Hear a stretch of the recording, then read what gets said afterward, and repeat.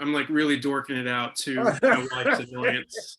Did you stage this, or is that poster actually No, on the wall? that's always there. My wife's annoyance. His name is Cru. Hey, good looking. BMX is his world. RAD is his way of life. The world would be a lot better off without kids. We're here for the biggest and most important bicycle motocross event ever held, Hell Track. I really think I can get this one. I think I've got a chance. I don't want to hear any more about it. After all these years, 35 years, and all the questions that you've been asked over the years, has anything ever popped up to where you wish you could ask Hal Needham, man, how did you do that? Yeah, man. You know, the last time I saw Hal, I had just read his autobiography, which I highly recommend, Hollywood Stuntman. And so I was able to grill him on a lot of things. I mean, a lot is made of the 33, for instance. Well, 33 was the number of his NASCAR team. Skull Bandit was number 33, but he was also a Mason. He mentions in that book, and of course, in the Masons, 33 is the highest order you can achieve. So I'm thinking 33 must have been a Masonic reference. I would be willing to bet my foot on it. That I don't know. I guess I would want to know why bicycles. Why at that stage in his game did he go, yeah, let's do a bicycle movie? That's like Tarantino going, let's do a musical. It's just kind of way out of his comfort zone. And so he did one of his most stunt heavy movies, but the stuntmen were all kids on bikes, basically. You know, he was just a groundbreaker in so many arenas that you wouldn't know unless you actually read that book. And I guess I wonder if he was aware of the impact that he made on the bicycle industry, because as you know, it had a great effect on the world and how people perceived these bikes, and kids going to Walmart or wherever local bike store and buying bikes and trying.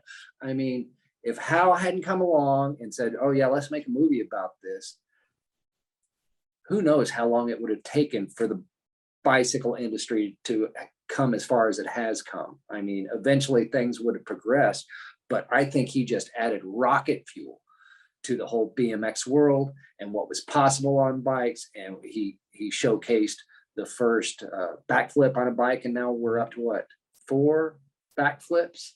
Jed Milton. Yeah, so yeah, I would quiz him more about what his inspiration was, and how did he know that he could revitalize BMX in the way he did NASCAR. In other words, when he got into stock cars, it was just a bunch of good old boys going around a track, you know, and he put the pit crew in like the sharp dressed coveralls and brought cheerleaders into the infield and put telemetry in the race cars. You know, he really made it to what it is today, and he saw that he could do that with BMX, and now it's in the Olympics. I think he'd be very proud. Yeah, I think so too. What was it, his involvement that ultimately hooked you to be a part of the project? Because as you said, like, what if it was skateboards? What if you were ahead of Gleam in the Cube and it was skateboards? Would you have done it then? Yeah, I mean, I'm an actor for hire, but as far as Hal Needham is concerned, yeah, he's the only reason I got the part. The producers wanted somebody else, and his initials were Robert Downey Jr., but Hal said, no, let's go with Bill. That's all. We were Southern gentlemen. We recognized each other as such. He liked my work as an actor enough to go, okay, I'm gonna spend 10 hours a day on set with this guy. So he was that guy too. I mean, he was towards the end of his run. And at that point, at any point, you just want to have a good time. You want to have a happy atmosphere on set. That is conducive to great filmmaking. I know there are other filmmakers who work differently. That didn't work for him. He wanted to have a good time all the time. And his only requirement for me was just show up on time, which was easy. You know, he didn't even say, don't show up drunk. He just said, show up on time. Yeah. Was there a particular launching point for you in finding Cru? whether it was a line of dialogue or hopping on the bike for the first time? Yeah, I mean, there's that somewhat disposable monologue towards the end. We're in the cabin and he's talking about the first time he got on a bike and that sense of freedom and what that did for him. And that's the character right there. So you can add whatever you want on top of it. I had a bike as a child for a short time and I understood that sense of freedom and what getting on a bike for the first time does to a person.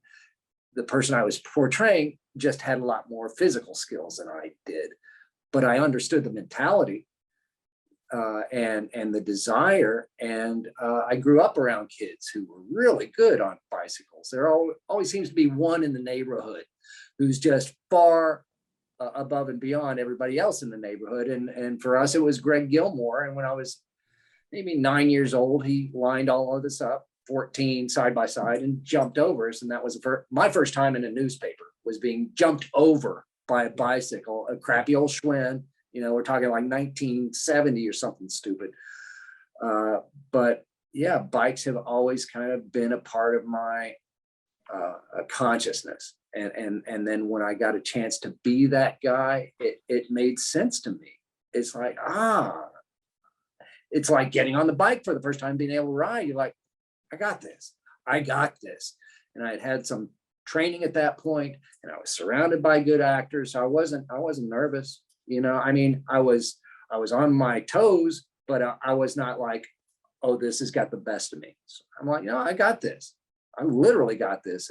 And because I didn't have to do many stunts at all, I wish I'd taken that side a little more seriously. I didn't have to worry about the physical side of it. You know, it's just like cut, get the stuntman on, you know, put the helmet on him, Bill, go to your trailer, which I did. And I hung out on set and learned a lot and cracked my skull at least once, you know, but it was just a fun set. All these guys getting together. Most of them were dear friends, the writers, you know, so watching that camaraderie too.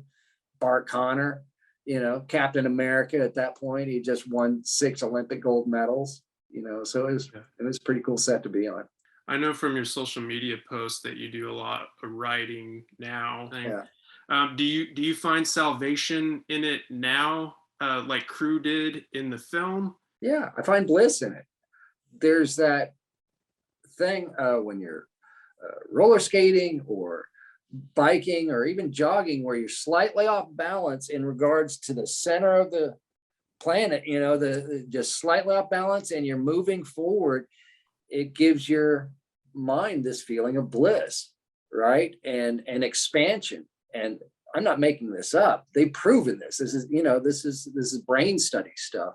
So if you can find that activity that keeps you in that zone, go back to that activity all day long if you can. You know, I just, with music and acting and bicycling, it's these things that get you in that zone in your head that's where you want to stay. That's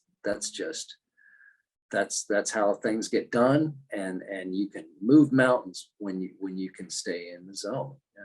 Would you say being a part of this culture now and feeling accepted into this culture, do you find more inspiration for your own creativity through that, or through your own observations through other works of art? I would say all of it, but the people specifically, they knock me out. I mean, so many of them have really heroic stories or heartfelt stories, how maybe the movie helped them through rough times, or, you know, it's what got them to the next level. I had a friend who brought me up to his house in Oregon last year to watch him do a backflip on a bike. And it just, it means so much to so many individuals. And these people have now become my friends. You know, they're not just fans. They're in my home half the time. And I have backyard screenings where people fly in from all over the country. So that's kind of those are my residuals, is just really the love people have for the film and that time and that performance. You know, it's a special thing. I know a lot of actors who have long, fruitful careers and don't have something like that. In fact, it's just a unique role. It just is, you know, so I'm very lucky. And I didn't know this until I read your book, because I live in Dallas, and you mentioned at the outdoor drive-in screening at the Texas Theater that you grew up in Richardson. What did you connect with? Was there a particular art scene, or was there anything going on that you felt like this particular area that I'm growing up in really led to my genetic makeup? Yeah.